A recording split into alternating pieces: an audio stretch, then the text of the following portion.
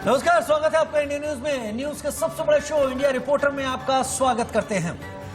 आपके साथ मैं हूं रचना बंसल। इंडिया रिपोर्टर में 6 तस्वीरों के साथ शुरुआत हम करेंगे जो आज की सबसे बड़ी खबरें हैं, दिन भर सुर्खियों में रही। और हमारा फोकस इन सभी बड़ी खबरों पर विस्तार से चर्चा करने का रहेगा। इन सभी खबरों पर इंडिया न्यूज के रिपोर्टर्स भी मौजूद रहेंगे। इन सभी खबरों पर विस्तार से जानकारी अपने रिपोर्टर्स के जरिए हम जानेंगे, समझेंगे। ये कुछ तस्वीरें आज दिन भर की हम दिखा रहे हैं। राज्यसभा में प्रधानमंत्री भावुक हुए हैं। गुलाम नबी आजाद के कार्यकाल का आखिरी दिन और उन्हें विदाई देते हुए, भाषण देते हुए भावुक हो गए। राजीव कपूर हमारे बीच नहीं रहे, जिनको देखने के बाद अब इस खबर के बाद कपूर खानदान में दुख की लहर है। जी हाँ, उसके साथ तमाम ऐसी चीजें जो कि इस सब से जुड़ी हुई हैं और ट्वीट पॉलिटिक्स का भी एक हिस्सा है, उस पर क्या कुछ हो रहा है। लेकिन शुरुआत हम करेंगे चमोली हादसे से जुड़ी बड़ी खबर के साथ। और ऊर्जा मंत्री आरके सिंह की रिपोर्ट से बड़ा खुलासा हुआ है। अब खुलासा ये हुआ है कि जिस जगह ग्लेशियर टूटा वहां अभी भी बर्फ का एक बड़ा हिस्सा है जो कि खतरे का निशान है। खतरा अभी भी बना हुआ ही ये कह सकते हैं और कभी भी ये खतरा बड़ी आपदा के रूप में लोगों के सामने आ सकता है, जैसे कि अभी रविवार के दिन हुआ। जी हाँ, बड़े टुकड़े से तात्पर्य सिर्फ इतना है कि ये विशाल काय ग्लेशियर का हिस्सा है, लिहाजा इस बड़े को भी उसी अनुपात में समझा जाना चाहिए। यानी उस रूप में अगर ये बड़ा टुकड़ा वहां से पिघल कर निकलता है तो एक बड़ी आपदा को दोबारा जन्म दे सकता है।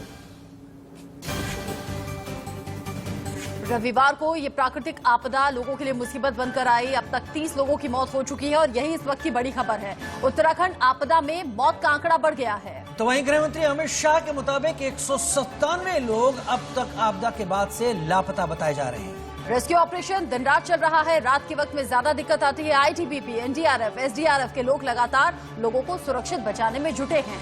उधर चमोली जिले की चीन सीमा से लगे रैणी और तपोवन में बचाव दलों को टनल में भरे मलबे के कारण भारी मुश्किलों का सामना भी करना पड़ रहा है। मलबा हटाया जा रहा है। कीचड़ और दलदल जैसी स्थिति हो गई है। जेसीबी मशीन का भी सहारा लिया जा रहा है। बड़ी बड़ी मशीनें वहां मौजूद हैं। प्रबंधन विभाग के मुताबिक आपदा में जो 197 लोग लापता हैं वो उत्तराखंड, हिमाचल प्रदेश, यूपी, बिहार, मध्य प्रदेश और बाकी जगहों के हैं। इसके साथ पश्चिम बंगाल, पंजाब, आसाम के रहने वाले तमाम लोग और सभी लोग ऋषिगंगा और तपोवन बिजली परियोजना के मजदूर और कर्मचारी हैं।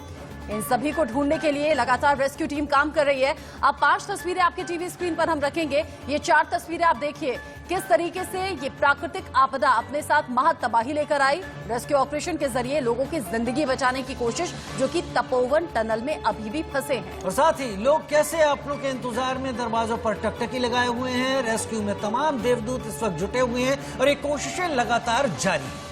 रेस्क्यू टीम जो फिलहाल वहां काम कर रही है, अपनी जान जोखिम में डालकर वो भगवान से कम नहीं है, इसीलिए उन्हें देवदूत कहा जा रहा है। आईटीबीपी, एसडीआरएफ, एनडीआरएफ, सेना की अलग अलग टुकड़ियां अलग अलग जगहों पर रेस्क्यू ऑपरेशन कर रही हैं। ऐसे में जहां से कोई अपना यहां काम के लिए पहुंचा था, घर नहीं लौटा, वहां उदासी है, आंखों में आंसू है, इंतजार अपने के लौटने का है।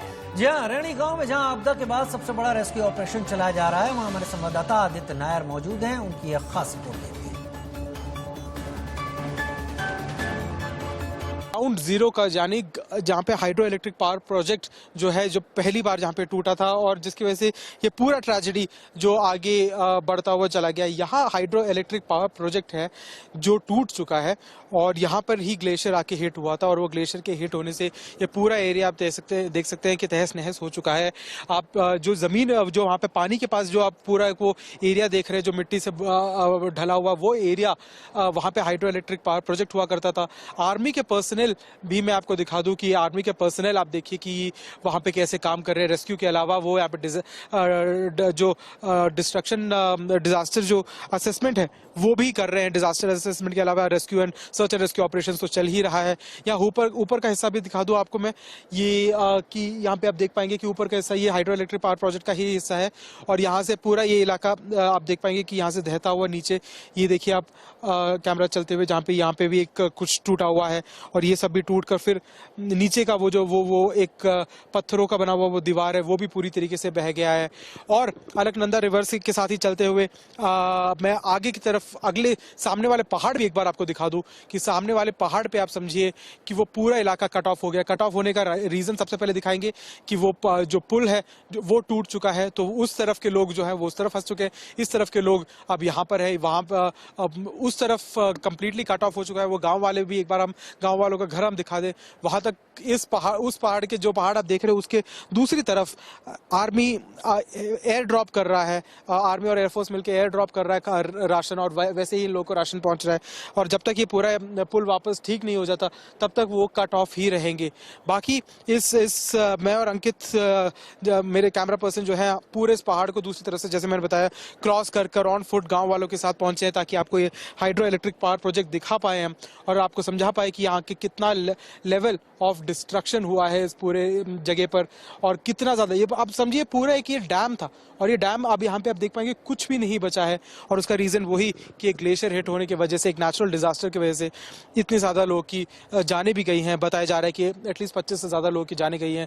डेथ मोर्टालिटी रेट जो है अब और ज्यादा हाई होने की ही संभावना है, और कितने सारे लोग हैं जो डिस्प्लेस हो चुके हैं, कितने सारे लोग हैं जो कट ऑफ हो चुके हैं। तो इस सब से जो हमें एक सीख लेनी चाहिए वो हमेशा वो यही है कि क्लास में जब हमने स्कूल में सीखा है सस्टेनेबल डेवलपमेंट के बारे में, तो sustainable development he the way forward है और उसी तरीके से हमें आगे बढ़ना चाहिए।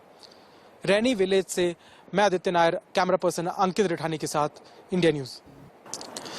मैं अभी चमोली में खड़ा हूं जहां पे जोशीमठ से कुछ 50 से 60 किलोमीटर दूर है, और यहां पर भी कल जो डिस्ट्रक्शन देखने को मिला है, कल जो डैम टूट के जो पानी बहा हुआ है, जो फ्लडिंग हुआ है, वहां से यहां से 50 से 60 किलोमीटर दूर भी यहां पे लाशें मिल रही हैं। यहां पे हम कुछ लोकल से बात करी जिन्होंने बताया कि यहाँ के एरिया से 2 लाशें मिली है, उन्होंने खुद देखा है। अगर मैं अपने कैमरा पर्सन को कहूंगा कि आपको मुड़ के यहाँ पे दिखाए तो थोड़े दूरी पे आप वो पानी के पास वहां पे SDRF की टीम और यहाँ की लोकल पुलिस टीम को आप देख पाएंगे। ये टीम जो है ये यही काम में अभी लगे हुए हैं कि कैसे यहाँ पे जो 2 लाशें फंसी है उनको बाहर निकाला जाए, और उन लाशों को जो एक यहाँ पर अपने टीवी स्क्रीन पे आप देख रहे हैं वहां पे एक है और थोड़ी ही दूरी पर आगे एक देखा जा रहा है। तो करीबन 50 से 60 किलोमीटर दूर जोशीमठ से इतने दूरी पे भी ये डिस्ट्रक्शन जो है मलबा आया है और यहाँ पे लाशें भी मिली हैं। तो आप समझ पाएंगे कि कितना बड़ा एक ये हादसा है जो इस पूरे इलाके को देखने को मिला है। मैं अपने कैमरा पर्सन को कहूंगा कि आपको ये भी दिखाएं कि जो यहाँ पे एक एम्बुलेंस है यहाँ पे ऊपर जो आके यहाँ पे खड़ी हुई है, इसी एम्बुलेंस में बताया जा रहा है कि इसके अंदर शायद 2 लाशें भी हैं। तो अभी तक जो अकाउंटेड जो नंबर हमें मिल रहा है 12 बजे तक का, वो 18 के करीब था। पर अभी अगर इन जो 2 लाशें मिली है इस एम्बुलेंस के अंदर है उसे गिना जाए, और एक जो लाश जो मैंने आपको बताया कि आगे मिला है और उस लाश को अभी तक ढूंढा नहीं गया है। तो आदित्य नायर घटनास्थल पर पहुंचे हुए हैं और ज्यादा अपडेट के लिए सीधा हम रुक कर लेते हैं।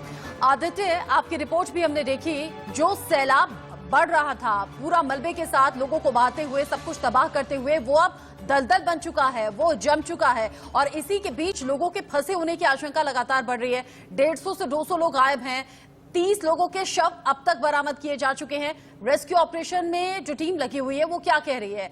टनल के अंदर जो लोग फंसे थे कब तक पहुंच पाएंगे उन तक?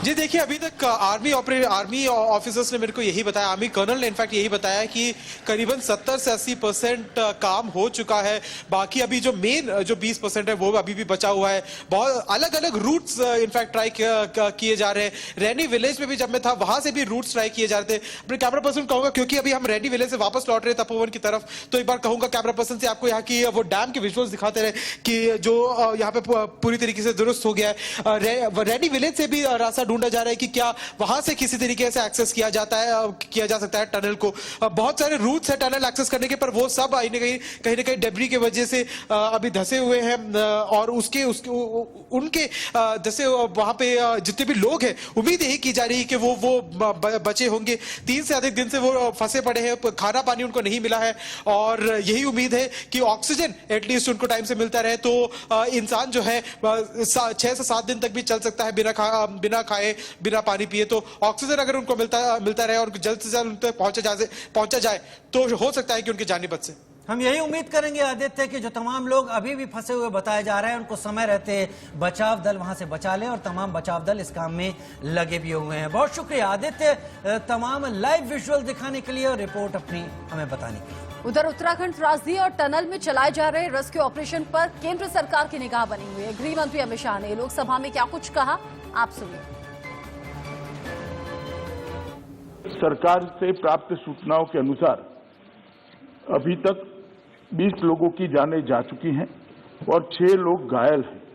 प्राप्त जानकारी के अनुसार 197 व्यक्ति लापता है, जिसमें एनटीपीसी के निर्माणाधीन परियोजना के 139 व्यक्ति, रूसी गंगा कार्यरत परियोजना के 46 व्यक्ति और 12 ग्रामीण शामिल हैं। राज्य सरकार ने यह सूचना विभिन्न स्रोतों के माध्यम से इकट्ठा कर दी है, जिसमें परिवर्तन संभव है।